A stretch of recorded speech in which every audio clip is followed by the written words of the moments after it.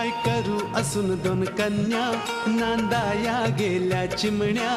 काय करू असून दोन कन्या, नांदाया गेल्या चिमण्या. उठवे ना जागेवरचे लेकीच्या गावा जाण्या.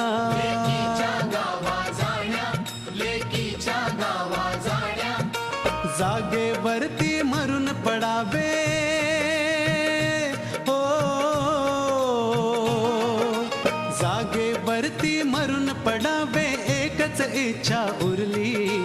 पंख फुटल्यावर सारी पाखर भुरकन उडून गेली रे गेली.